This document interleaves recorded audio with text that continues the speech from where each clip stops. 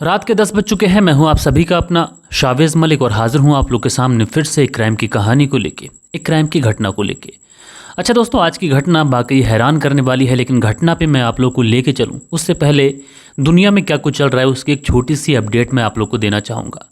पिछले साल 7 अक्टूबर को हमास के कुछ लोग इसराइल के अंदर घुस जाते हैं और वहाँ से कुछ लोगों को बंधक बना लेते हैं। उसके बाद में हमास और इसराइल के बीच में बड़ा संघर्ष शुरू हो जाता है। इसराइल जवाबी कार्रवाई करता है और इसमें बहुत सारे मासूम फ़िलिस्तीनी भी मारे जाते हैं।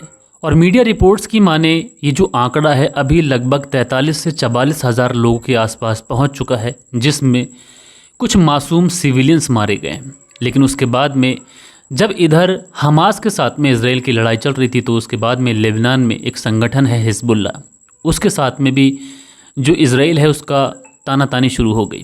और उसके बाद में लगातार लेबनान से भी इसराइल के ऊपर रॉकेट दागे जाने लगे। लगातार यूं ही चलता रहा। लेकिन उसके बाद में जो हमास के चीफ होते हैं, जिनका नाम होता है इस्माइल हानिया, वो ईरान के अंदर आते हैं एक समारोह के अंदर, और ईरान के ही अंदर हत्या कर दी जाती है। ईरान इस तरीके के इल्ज़ाम लगाता है कि इस्माइल हानिया की जो हत्या कराई है उसके पीछे इसराइल का हाथ है। उसके बाद में कुछ ऐसा होता है कि लेबनान में जो हिजबुल्ला के चीफ, जिनका नाम हसन नसरुल्ला, उनके ऊपर इसराइल एक बड़ा अटैक करता है। उसके बाद में लगभग 80 टन बारूद से उनके ऊपर अटैक किया जाता है, जिसकी वजह से उनकी मौत हो जाती है। इन सारी ही वजहों से ईरान इतना ज़्यादा गुस्से में आ जाता है कि वो कल के दिन लगभग 400 मिसाइलों से इसराइल के ऊपर हमला कर देता है। लेकिन इसराइल के ऊपर मिसाइलों से हमला करना एक तरीके से अपना ही नुकसान करने जैसा होता है, क्योंकि इसराइल का जो आयरन डोम सिस्टम है वो काफ़ी ज़्यादा एक्टिव रहता है और बहुत सारी मिसाइलों को वो हवा में ही मारने की क्षमता रखता है। लेकिन इस बार जो ईरान ने हमला किया था ये काफ़ी ज़्यादा एडवांस बताया जा रहा है। मीडिया रिपोर्ट्स की माने तो 400 मिसाइलें दागी गई थीं और इसमें बहुत ही लेटेस्ट टेक्नोलॉजी की फतेह मिसाइल और बैलिस्टिक मिसाइलों का इस्तेमाल किया गया था। 400 मिसाइलें दागी गईं। लगभग 220 मिसाइलों की ऐसी बात की जा रही है मीडिया रिपोर्ट्स में। जो अमेरिका का डिफेंस सिस्टम जो समुद्र के अंदर तैनात है उसने 220 मिसाइलों को मार कर गिरा दिया। लेकिन 180 मिसाइलें ऐसी थीं जो अमेरिका के भी हाथ न आई और उसके बाद में इसराइल के आयरन डोम सिस्टम को छकाते हुए वो इसराइल में जा गिरी। और वहाँ पर बहुत सारे एयरबेस और जो मोसाद है उसका हेडक्वार्टर और भी अलग अलग जगहों पर मिसाइलें गिरी हैं। यानी इसराइल के अंदर जो है वो भारी तबाही हुई है। अब इस वजह से पूरे वर्ल्ड के अंदर एक अलग ही मैटर हो गया है। अमेरिका जो है वो सीधा सीधा इसराइल का साथ देने का ऐलान कर रहा है। उधर कुछ मीडिया रिपोर्ट्स की माने तो इस तरीके की खबरें भी आ रही हैं कि जो इसराइल के प्रधानमंत्री हैं बेंजामिन नेतन्याहू, उन्होंने रूस के जो व्लादिमीर पुतिन हैं उनसे कांटेक्ट करने की कोशिश की, लेकिन उन्होंने बात ही नहीं की। और यहाँ पर मीडिया रिपोर्ट्स में ये भी बताया जा रहा है कि ईरान ने हमला करने से पहले जो है व्लादिमीर पुतिन से बात की थी, ग्रीन सिग्नल लिया था। यानी एक तरीके से अब जो दुनिया है दो धड़ों में बढ़ती चली जा रही है। एक तरफ रूस, चाइना, ईरान ऐसे मुल्क हैं और दूसरी तरफ जो यूरोपीय मुल्क हैं, अमेरिका है, ऐसे मुल्क दिखाई पड़ रहे हैं। तो दोस्तों हम सब लोग इंसानियत के नाते यही कहेंगे कि जो चल रही है इस समय बार की जो सिचुएशन है, कम से कम सीज़ फायर हो और इसमें जो मासूम लोग मारे जा रहे हैं उनकी हत्या ना हो।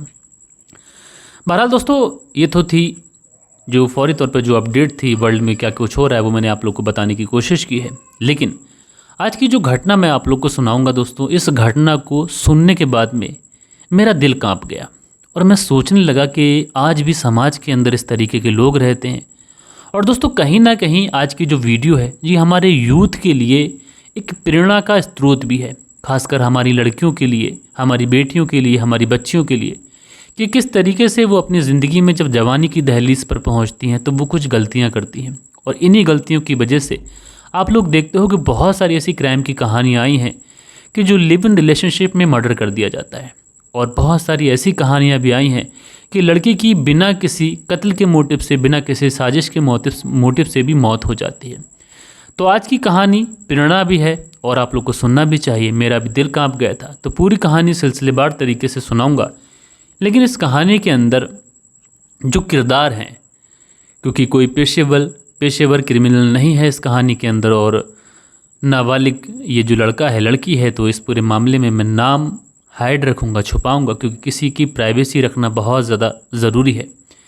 दोस्तों आज की जो घटना है ये घटना शुरू होती है गुजरात से, और गुजरात में एक जगह पड़ती है सूरत। और इसी सूरत में एक जगह पड़ती है नवासरी, और इसी नवासरी के अंतर्गत एक थाना आता है जलालपुर थाना, और इसी जलालपुर थाने के अंतर्गत की ये बात है। इसमें हम लोग कुछ काल्पनिक नाम रख लेते हैं ताकि कहानी में आप लोग को थोड़ा सा इंटरेस्ट लगे, आप लोग को लगे कि हाँ कहानी सही है, सुनने में थोड़ा ठीक ठाक लग रहा है। एक परिवार है, इस परिवार में वैसे तो सब कुछ ठीक चल रहा है, लेकिन उसके बाद में इनके परिवार में एक बेटी का जन्म होता है। जब इस परिवार में बेटी का जन्म होता है तो परिवार वाले बहुत ज़्यादा खुश होते हैं कि उनके घर में लक्ष्मी आई है, उनके घर में एक तरीके से एक ऐसी बच्ची का जन्म हुआ है जो उनके परिवार को अंधकार से निकाल सकती है। क्योंकि कई परिवार ऐसे होते हैं जो लड़कियों की पैदाइश पर खुश नहीं होते हैं, लेकिन आज भी हमारे समाज में बहुत सारे ऐसे परिवार हैं जो जितना लड़के की पैदाइश पर खुश होते हैं उतना ही लड़कियों की पैदाइश पे भी खुश होते हैं। और सेम उसी में का ये परिवार था, लड़की की पैदाइश पर बहुत ज़्यादा खुश था। अब कहने को इस परिवार में ज़्यादा पैसे तो थे नहीं, लेकिन पिता जो थे जो भी काम करते थे उससे कुछ पैसे अर्जित होते थे, इसी से वो अपने परिवार का भरण पोषण करते थे। बिटिया जो थी वो धीरे धीरे बड़ी होने लगी थी। जब बड़ी हो जाती है तो उसका जो एडमिशन है वहीं के एक स्कूल में करा दिया जाता है, प्राइवेट स्कूल में। उसके बाद में ये जो बिटिया होती है ये स्कूल जाने लगती है, पढ़ने लिखने में काफ़ी ज़्यादा तेज, काफ़ी ज़्यादा होशियार। स्कूल में जाती है तो स्कूल के जो टीचर हैं वो भी इस बच्ची की तारीफ़ किया करते, और कई बार इन पेरेंट्स को कॉल करने के बाद में कहते कि तुम्हारी बच्ची पढ़ने लिखने में बहुत ज़्यादा तेज़ है और फ्यूचर में, भविष्य में ये तुम्हारा नाम करेगी।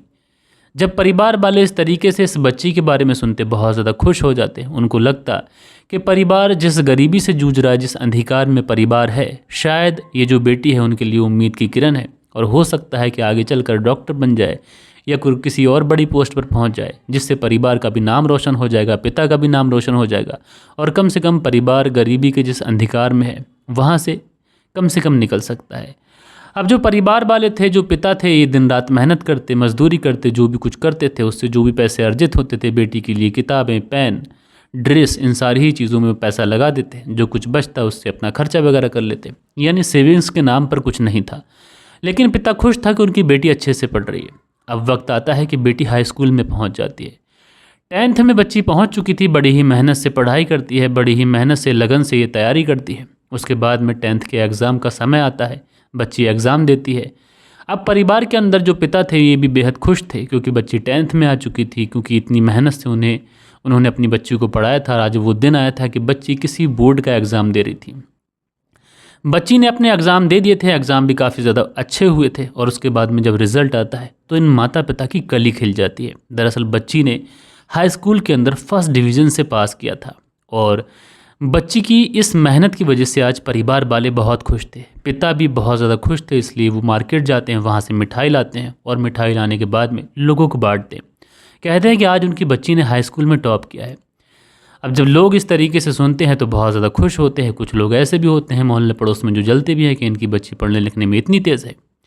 बहरहाल सारी ही चीज़ें बहुत बढ़िया तरीके से चल रही थी। उसके बाद में ये लड़की होती है, अपने पिता से कहती है कि पिताजी, मुझे अब 12th में एडमिशन लेना है और मुझे अब पैसों की थोड़ी ज़्यादा ज़रूरत पड़ेगी। आप मैनेज कर सको तो बता देना, अन्यथा मैं पढ़ाई छोड़ दूँगी। लेकिन पिता अपनी बच्ची के अंदर बहुत सारे सपने संजो कर बैठे हुए थे। पिता कहते हैं कि बेटा, पढ़ाई छोड़ने के बारे में तुम कभी मत सोचना, जितनी भी मेहनत हो सकेगी मैं करूँगा, जितनी भी मेहनत हो सकेगी मैं करने की कोशिश करूँगा। मेरा जिस्म, मेरी उम्र तो हालांकि इस लायक नहीं है कि मैं ज़्यादा मेहनत कर सकूँ, लेकिन तुम्हें पढ़ाने के लिए मैं कुछ भी करूँगा, क्योंकि तुम्हारे अंदर मैंने बहुत सारे सपने देखे हैं, तुम्हारे अंदर मैं अपनी ज़िंदगी जी रहा हूँ। जब बेटी इस तरीके से अपने पिता की बातें सुनती है, अपने पिता के अल्फाज सुनती है, बेटी की भी एक तरह से उसकी रूह के अंदर सिरहन सी दौड़ जाती है। उसके अंदर एक अजीब तरीके का जज्बा भर जाता है। वो कहती है कि पिता, तुम चिंता मत करो, मैं बहुत ही मेहनत से पढ़ाई करूँगी और कुछ बनकर दिखाऊँगी। उसके बाद में इसका बच्ची का जो एडमिशन होता है 12th में हो जाता है, और 12th में भी ये बच्ची बहुत अच्छे नंबरों से पास होती है। 2 साल मेहनत से 12th में पढ़ाई की, उसके बाद में अच्छे नंबरों से पास हुई। आज माता पिता दोनों की खुशी का ठिकाना नहीं था। लिहाजा अब जो बच्ची थी, अब ज़्यादा पैसे तो थे नहीं, कोई बड़ी तैयारी करा पाते, इसलिए बच्ची जो थी वो नर्सिंग में एडमिशन ले लेती है। नर्सिंग में एडमिशन ले लेती है, सब कुछ ठीक चल रहा था। पिता मजदूरी करते थे, जो भी पैसे लाते थे उससे कमाते थे, खाते थे, बेटी के जो खर्चे होते थे वो पूरे कराते थे। सारी चीज़ें एज़ यूजुअल जैसे ही चलना चाहिए थी वैसी चल रही थी। लेकिन दोस्तों उसके बाद में एक तारीख आती है, 1 अक्टूबर साल 2024, यानी कल के दिन। 1 अक्टूबर साल 2024 को ये बच्ची अपने कॉलेज जाने के लिए निकलती है। नर्सिंग में फर्स्ट ईयर की छात्र थी। कॉलेज जाने के लिए निकलती है, कहती है कि जल्दी आ जाएगी, लेकिन उसके बाद में ये जो बच्ची होती है लौट कर नहीं आती है। अब जो माता पिता होते हैं बार बार बच्ची का फ़ोन लगाते हैं, रिंग बराबर जा रही है लेकिन बच्ची फ़ोन उठा नहीं रही है। माता पिता बहुत ज़्यादा परेशान हो जाते हैं। उसके बाद में पिता सोचते हैं कि हो सकता है किसी फ्रेंड के घर चली गई हो, या फिर ऐसा हो कि आते समय वो उसको बस ना मिली हो, कोई और प्रॉब्लम हो गई हो, लिहाजा थोड़ा वेट कर लेते हैं, कहीं ट्रैफिक में हो, कहीं भीड़ भाड़ वाले इलाके में हो, जिसकी वजह से फ़ोन ना उठा पा रही हो। लिहाजा माता पिता जो होते हैं वेट करने लगते हैं। और उसके बाद में लगभग 1 अक्टूबर साल 2024 को 2:30 बजे के आसपास, क्योंकि बच्ची इस कॉलेज जाती थी तो अमूमन 12 साढ़े 12 बजे के आसपास आ जाती थी, लेकिन 2:30 बजे के आसपास इस माता पिता को एक कॉल आता है। और कॉल आने के बाद में बताया जाता है कि तुम्हारी जो बेटी है ये हॉस्पिटल में है, तुम जल्दी आ जाओ। अब जैसे ही माता पिता ये बात सुनते हैं कि बेटी हॉस्पिटल में है, फला फला हॉस्पिटल में है, इसलिए भागे भागे दौड़े दौड़े हॉस्पिटल पहुंचते हैं। वहाँ पर जाकर इस माता पिता को ये पता चलता है कि बच्ची की मौत हो चुकी है। अब मौत कैसे हुई, क्यों हुई, ये मामला काफ़ी ज़्यादा गंभीर था। माता पिता पूछने की भी कोशिश करते हैं, लेकिन पुलिस वालों को भी इस पूरे मामले में अभी कुछ ज़्यादा इन्फॉर्मेशन नहीं थी। लिहाजा अब पुलिस इस डेड बॉडी को अपनी कस्टडी में लेकर सीधा पोस्टमार्टम के लिए भेजती है और पोस्टमार्टम की रिपोर्ट का इंतज़ार करती है। इधर पुलिस माता पिता को आश्वासन देती है कि हम तुम्हारी बच्ची की मौत का पता लगा रहे हैं, क्योंकि कुछ चीज़ें ऐसी थी जो तुरंत ही फौरी तौर पर माता पिता को नहीं बताई जा सकती थी, क्योंकि डॉक्टर ने ये बताया था कि बच्ची के प्राइवेट पार्ट से बहुत ज़्यादा खून बह जाने की वजह से इसकी मौत हुई है। लेकिन क्या हुआ था एक्चुअल में, ये सारी ही बातें पोस्टमार्टम की रिपोर्ट से क्लियर होना थी। लिहाजा पुलिस वाले पोस्टमार्टम की रिपोर्ट का इंतज़ार करते हैं। इधर जो व्यक्ति इस लड़की को लेकर आया था, बताया जाता है पुलिस की छानबीन में ये चीज़ें सामने आई कि ये जो लड़का है ये इस लड़की से प्रेम करता है। लिहाजा पुलिस जो थी वो इस लड़के को अपनी कस्टडी में लेती है और इससे पूछताछ करती है क्या कुछ हुआ था। उधर पोस्टमार्टम की रिपोर्ट का इंतज़ार भी किया जाता है। आखिरकार दोस्तों एक दिन गुजरता है, पोस्टमार्टम की रिपोर्ट भी आ जाती है अगले ही दिन। और पोस्टमार्टम की रिपोर्ट में ये खुलासा होता है कि इस बच्ची के प्राइवेट पार्ट में यानी इंटरनल बहुत ज़्यादा चोट पहुंची और उसके बाद में इस बच्ची के प्राइवेट पार्ट से बहुत ज़्यादा खून बह गया। इसकी वजह से इस बच्ची को एक बड़ा शॉक लगा और ब्रेन हैमरेज हो जाने की वजह से और ज़्यादा रक्त रिसाव हो जाने की वजह से इस लड़की की मौत हुई है। बहरहाल दोस्तों अब लड़की की मौत हो चुकी थी, उसके पीछे का रीज़न आ चुका था, यानी हत्या इरादतन तो नहीं की गई थी, यानी इरादा कर कर हत्या नहीं की गई थी, लेकिन हत्या ज़रूर हुई थी, चाहे लापरवाही से हुई हो या फिर गैर इरादतन हत्या हुई हो। इसलिए पुलिस अब इस लड़के से पूछताछ करती है। और दोस्तों जब लड़के से पूछताछ की जाती है तो एक अलग ही कहानी निकल के आती है। लड़का जो कहानी बताता है ये हमारे यूथ को सुनना चाहिए, कम से कम लड़कों को भी सुनना चाहिए और लड़की को भी सुनना चाहिए। इस कहानी में सिर्फ एक लापरवाही की वजह से एक लड़की की जान चली गई। दरअसल ये जो लड़की थी जो कि जलालपुर थाने के एक गांव की रहने वाली थी और वहीं पर ये नर्सिंग की पढ़ाई करती थी, लेकिन 3 साल पहले इसकी मुलाकात एक 26 साल के लड़के से होती है, जिस लड़के का मैं नाम तो नहीं लूँगा, लेकिन उस लड़के से इसकी मुलाकात होती है। मुलाकात होने के बाद में इनके बीच में दोस्ती होती है। जब दोस्ती होती है तो दोस्ती प्यार में बदलती है। धीरे धीरे इन दोनों के बीच में बातचीत शुरू हो जाती है। बातचीत शुरू हो जाती है, घंटों घंटों ये दोनों एक दूसरे से बात करते, सारी ही चीज़ें बढ़िया चल रही थी। लेकिन उसके बाद में कुछ ऐसा होता है कि लड़का अपने कामों में व्यस्त हो जाता है, इधर जो लड़की थी अपनी पढ़ाई में व्यस्त हो जाती है और इन दोनों के बीच में कॉन्टैक्ट होना बंद हो जाता है। लड़की मेहनत से पढ़ाई कर रही थी कि अपने माता पिता का नाम रोशन करेगी, उधर लड़के को भी कुछ काम रहे होंगे, वो उन कामों में बिजी था।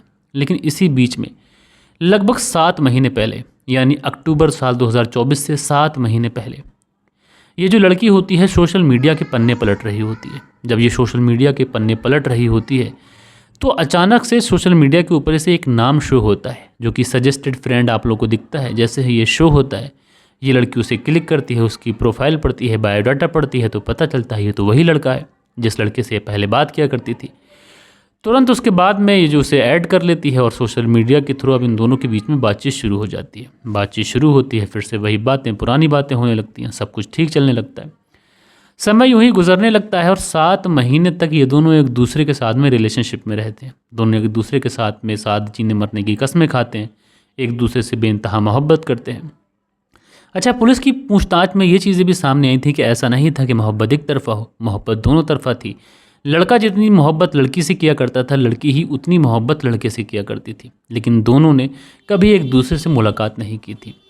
उसके बाद में जब लगातार इन दोनों के बीच में बातचीत होती रहती है तो उसके बाद में ये दोनों फैसला करते हैं कि क्यों ना दोनों एक दूसरे से मिलें और एक दूसरे के साथ में टाइम स्पेंड करें।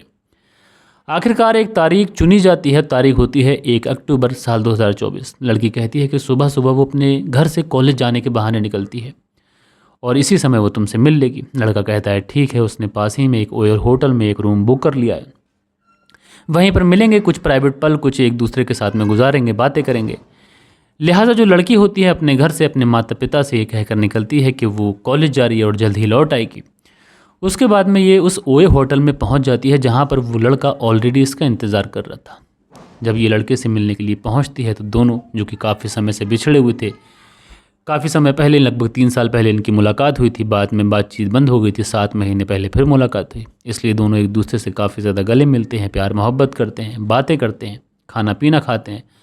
उसके बाद में जो लड़का होता है और ये जो लड़की होती है दोनों एक दूसरे में खो जाते हैं और दोनों एक दूसरे के साथ में वही सारी चीज़ें करते हैं जो आजकल के प्रेमी जोड़ा जिसे प्यार की निशानी समझता है, यानी एक दूसरे के साथ में इंटरकोर्स करते हैं, सेक्सुअल ये दोनों एक दूसरे के साथ में विलीन हो जाते हैं, एक दूसरे में मस्त मगन हो जाते हैं।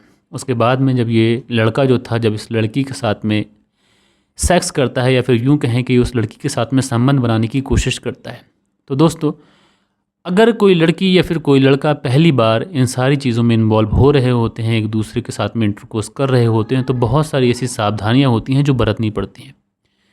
यानी लड़के को ये ध्यान रखना होता है कि लड़की की भी ज़िंदगी है, उसको भी तकलीफ़ होती है, उसको भी सारी चीज़ें होती हैं, तो सारी ही चीज़ें लड़के को ध्यान रखना होती हैं। लेकिन यहाँ पर ये जो लड़का था बेरहम तरीके से इस लड़की के ऊपर टूट पड़ता है।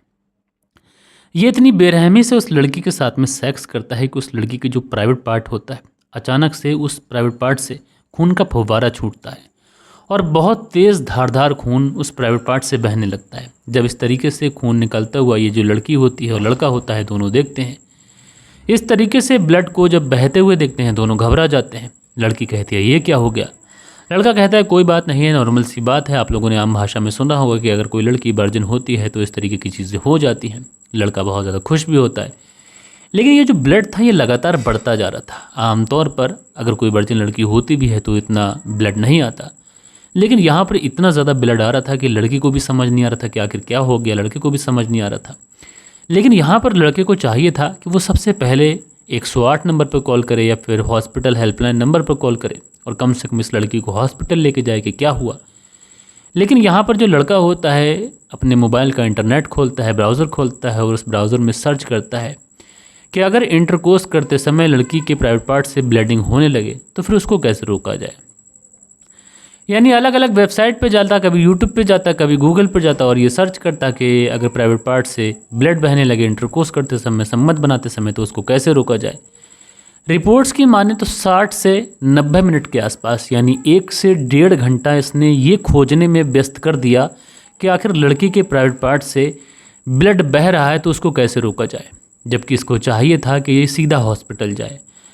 और पुलिस की अगर हम बयान के मुताबिक बात करें तो पुलिस ये भी बताती है कि इस लड़के ने ब्लड बहते समय ही इस लड़की से दोबारा शारीरिक संबंध बनाने की कोशिश भी की, लेकिन जब बहुत ज़्यादा खून इस लड़की के प्राइवेट पार्ट से बहने लगता है तो लड़का कपड़ा लगाकर उस प्राइवेट पार्ट से उस खून को रोकने की कोशिश करता है, लेकिन खून इतना ज़्यादा बह रहा था कि वो कपड़े से भी नहीं रुक पाता है क्योंकि ब्लड अंदर से आ रहा था।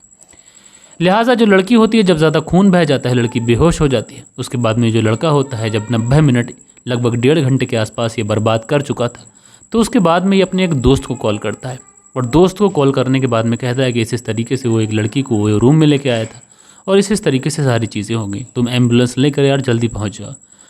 वो जो दोस्त होता है इस मामले को या तो ज़्यादा सीरियस नहीं लेता है या फिर वो इसकी बात को मजाक में लेता है। वो काफ़ी ज़्यादा समय व्यस्त बर्बाद कर देता है कि वो यहाँ पर पहुँचे और उसके बाद में एक प्राइवेट गाड़ी के अंदर डालकर इस लड़की को एक प्राइवेट हॉस्पिटल लेके पहुँचा जाता है। वहाँ पर जब डॉक्टर चेकअप करते हैं, सारी चीज़ें करते हैं, तो इस लड़की को जो ज़िला अस्पताल होता है वहाँ रेफ़र किया जाता है और वहाँ पर जब डॉक्टर इस लड़की को देखते हैं तो वो इसे मृत घोषित कर देते हैं। वो कहते हैं कि शायद तुमने इस लड़की को लाने में बहुत ज़्यादा देर कर दी। जो होटल में जिस कमरे में ये लोग रुके थे वहाँ पर लड़के ने जो फर्श पर खून गिरा था उस खून को साफ कर सबूत मिटाने की भी कोशिश की थी। बहरहाल पुलिस ने इस लड़के को गिरफ्तार किया है और गैर इरादतन हत्या और साथ के साथ लापरवाही और साथ के साथ सबूत मिटाने के जुर्म में इस लड़के को अरेस्ट किया जाता है। और इस लड़के का जुर्म सिर्फ इतना है कि भले ही ये दोनों एक दूसरे से मोहब्बत करते थे, एक दूसरे से अपनी मर्ज़ी के साथ में शारीरिक संबंध बना रहे थे, लेकिन लड़की के अगर प्राइवेट पार्ट से ब्लड बह रहा था और लड़की तकलीफ़ में थी, तड़प तड़प कर वो अपनी जान दे दी उसने, तो इस लड़के का दिल ज़रा भी नहीं पसीजा। इसने दोबारा से उसके साथ में संबंध बनाने की कोशिश की, इंटरनेट पर खोजा, जबकि इस लड़के ने उस लड़की के माता पिता से भी कांटेक्ट करने की कोशिश की थी, लेकिन इस लड़के को चाहिए था कि सबसे पहले ये इस लड़की को हॉस्पिटल लेके जाए। और दोस्तों, आज के इस वीडियो के माध्यम से मैं आप लोगों को यही बताने की कोशिश कर रहा हूँ, बहुत सारे प्रेमी जोड़े हैं आजकल ये सारी चीज़ें करते हैं, मैं इस बारे में तो कुछ कहना नहीं चाहूँगा, सबकी अपनी लाइफ है, कोई कैसे जीता है, कोई कैसे जीता है, लेकिन कम से कम अगर कोई इस तकलीफ़ से गुजरे तो हमें हॉस्पिटल जाना चाहिए। ऐसे ही किसी लड़की या फिर लड़के के साथ में शारीरिक शोषण या गलत हो रहा है तो उसे पुलिस का सहारा लेना चाहिए। लोग खुद से सॉल्यूशन ढूंढने लगते हैं। जहां इस इंटरनेट ने हमारी ज़िंदगी आसान की है, वहीं इस इंटरनेट ने हमारी ज़िंदगी तबाह व बर्बाद भी कर दी है। पहले हमें हमारे सारे रिलेटिव्स के मोबाइल नंबर ज़ुबानी याद हुआ करते थे और हम कम से कम 20 से 25 कॉन्टैक्ट तो ऐसे होते थे मोबाइल नंबर जो ऐसे ही बता सकते थे कि उसका नंबर ये है, उसका नंबर ये है। लेकिन आज के ज़माने में हमें 2 नंबर भी याद नहीं है। अगर आप बताइएगा कि आपको कितने नंबर याद हैं, कमेंट्स में बताइएगा और सोचिएगा कि आपको इतने नंबर याद हैं। वहीं अगर हमें कुछ प्रॉब्लम फेस होती है तो हम डॉक्टर की सलाह लेने से पहले एक बार यूट्यूब पे सर्च करते हैं कि भैया ऐसे ऐसे हुआ गया है, क्या इसका इलाज क्या है। तो डॉक्टर तुम्हारी सिचुएशन को देखेगा। हर बंदे की अलग सिचुएशन होती है, हर बंदे का अलग ब्लड होता है, हर बंदे की अलग प्रॉब्लम होती है। तो इस तरीके की चीज़ों से कम हमें बचना चाहिए। आज के ज़माने में भी हमें भ्रम से बचना चाहिए। बहरहाल दोस्तों, ये थी आज की कहानी और आप लोग इस कहानी के अंदर सबसे ज़्यादा कसूरवार किसे मानते हैं, कमेंट्स करके ज़रूर से ज़रूर बताइएगा। कल के दिन आप लोगों के कुछ कमेंट्स भी हैं, वक्त होता है कि आप लोग के कमेंट्स पढ़ लिए जाएं। सो दोस्तों, हमारे चैनल पर जो कल के दिन कमेंट्स आए थे इसमें MR हेमंत हैं, लिखते हैं राजेश कुमार मेघालय कोटा राजस्थान से कहानी सुनते हैं, मलिक भाई ने कहा था, तो भैया आपका बहुत बहुत शुक्रिया। उसके बाद में अगला जो कमेंट्स है ये अखलाक कुरैशी करके आईडी है, लिखते हैं बेस्ट स्टोरी, तो भैया आपका बहुत बहुत शुक्रिया। कुंदन पाल जी हैं, लिखते हैं प्रणाम मलिक भाई, तो भैया कैसे हैं कुंदन पाल जी। उसके बाद में सुरेंद्र शर्मा है, हमेशा की तरह प्यारा सा कमेंट्स करते हैं, लिखते हैं नमस्ते मलिक भाई साहब, नाइस स्टोरी। सुरेंद्र कुमार श्री विजयनगर राजस्थान से, तो आपका बहुत बहुत शुक्रिया। सतबीर है, लिखते हैं बहुत ही अच्छी कहानी। सतबीर मुजफ्फरनगर उत्तर प्रदेश से, तो सतबीर जी आप मुजफ्फरनगर उत्तर प्रदेश से हमारी कहानी सुनते हैं, आपका बहुत बहुत शुक्रिया। उसके बाद में इंदिरा शर्मा हैं और ये लिखती हैं मलिक भाई अच्छी कहानी है। इंदिरा शर्मा हरिद्वार से, बच्चे अनबी और नायरा बेबी। तो इंदिरा शर्मा जी आप शीलनिधि जी की वाइफ हैं, मुझे याद है, और आपके दोनों बच्चे हैं, उनको मेरा प्यार। बच्ची अनबी और नायरा दोनों बहुत ही प्यारे हैं और दोनों को मेरी तरफ से ढेर सारा प्यार। दिल बहादुर सिंह हैं, लिखते हैं बहुत धोखा है, किसी पे भरोसा नहीं करना चाहिए, nice story, thank you mister Malik. तो दिल बहादुर सिंह जी आपका बहुत बहुत शुक्रिया कि आप लंदन से हमारी कहानी सुनते हैं। शीलनिधि हैं, लिखते हैं मलिक भाई कहानी फिल्मी की तरह है, मेरी पत्नी इंदिरा शर्मा आपकी स्टोरी का इंतज़ार करती हैं और 2 बच्चे हैं अनबी नायरा शर्मा, उनका भी नाम अपनी आवाज़ में बोल देना। तो अनबी और नायरा को मेरा ढेर सारा प्यार और आप सबसे मैं आप दोनों पति पत्नी से भी कहना चाहूँगा कि बच्चों को बहुत ज़्यादा प्यार करिएगा मेरी तरफ से। उसके बाद में सुनील त्यागी जी हैं, लिखते हैं नमस्कार मलिक भाई साहब, रेणु सुनील त्यागी शाना बुलंदशहर से, तो आपका बहुत बहुत शुक्रिया। ये चौधरी हैं, लिखते हैं आपने बड़े बुज़ुर्गों की कदर किया करो, पड़ोसियों से पूछ लिया करो उनके हालचाल और गरीबों की मदद किया करो। तो ये चौधरी जी आपने जो बात की है आज के ज़माने के लिए एक आईना है। और आज के ज़माने में जो लोग होते हैं वो कम से कम किसी गरीब की मदद करने से पहले एक बार अपने पड़ोसियों से ज़रूर पूछें कि वो किस हाल में। उसके बाद में अगला जो कमेंट है वो है रजा करके आईडी है, लिखते हैं I am big fan your nice story, subscribe your channel from Australia. तो इनका नाम है राजिया जस्टिन। तो राजिया जस्टिन जी आप ऑस्ट्रेलिया से हमारी कहानी सुनती हैं, आपका बहुत बहुत शुक्रिया। उसके बाद में अशफाक अहमद हैं, लिखते हैं अस्सलाम वालेकुम, आप खैरियत से हैं भाई, कहानी का टाइम ज़्यादा कर दिया है, ऐसे कोई कहानी सुनने का फ़ायदा नहीं, हम तो कहानी सुन नहीं पा रहे हैं, टाइम कम करो, टाइम बहुत कीमती है आज के दौर में, अल्लाह हाफिज़। तो अशफाक अहमद जी, बहुत सारे लोग ऐसे होते हैं जो बाहर रहते हैं, गल्फ़ कंट्रीज़ में रहते हैं, वो बोलते हैं कि कहानी का समय अच्छा होना चाहिए, लंबा होना चाहिए, और लंबी कहानी होगी तो हम मोबाइल लगा कर रख देंगे, साइड में रख देंगे और कहानी सुनते रहेंगे, बाकी अपना काम करते रहेंगे। डॉक्टर सिद्दीक अहमद है जो हमारे प्रिय मित्र हैं और वो लिखते हैं लगातार नए लोगों तक आपकी कहानियाँ पहुँच रही हैं। तो डॉक्टर सिद्दीक अहमद जी आपका शुक्रिया, लेकिन आपसे एक शिकायत भी है कि मेरा जो वाइट स्पॉट है अभी तक ठीक नहीं हो रहा है, आप सही से इसका ट्रीटमेंट करिएगा। उसके बाद में सुनील झाकर जी हैं, लिखते हैं सेंटर जेल बीकानेर से सुनील चौधरी जी कहानी सुनते हैं, तो भैया आपका बहुत बहुत शुक्रिया। इकरा इमरान है, लिखते हैं क्या ही बोला जाए, अल्फाज नहीं हैं और ऐसे अल्फाज मिलते भी नहीं हैं कि इस बारे में क्या लफ्ज़ इस्तेमाल किए जाएँ। तो इकरा इमरान जी आपका बहुत बहुत शुक्रिया। सो दोस्तों, ये कुछ प्यारे प्यारे कमेंट्स थे जो कल के दिन आप लोगों ने किए थे। आशा करता हूँ आज की जो कहानी है ये आप लोग को ज़रूर से ज़रूर पसंद आई होगी। कहानी पसंद आई हो तो एक लाइक करिएगा, दोस्तों और मित्रों के साथ में ज़रूर शेयर करिएगा। चैनल पर पहली बार आकर जा रहे हैं तो एक बार सब्सक्राइब कर लीजिएगा, क्योंकि आपको यहाँ पर जो कहानी मिलेंगी शायद किसी और चैनल पर इतनी सिलसिलेवार तरीके से आप लोगों को कहानी सुनाई जाए। तो सब्सक्राइब कर लीजिएगा और यकीनन मैं आपसे कहता हूँ कि आप जो हमारे चैनल पर क्राइम की कहानियाँ सुनेंगे उससे डेफिनेटली आपको बहुत अच्छी इन्फॉर्मेशन मिलेगी, आप समाज में जागरूक होंगे और कम से कम ये देखेंगे कि किस तरीके से क्राइम की कहानियाँ घट रही हैं और किस तरीके से लोग अपनी ज़िंदगियों को बर्बाद कर रहे हैं। तो दोस्तों, मिलते हैं हम लोग कल के दिन किसी और क्राइम स्टोरी के साथ में। जब तक के लिए अपना ख्याल रखिएगा, परिवार का ख्याल रखिएगा, रिश्तों की अहमियत को समझिएगा। जय हिंद, जय भारत।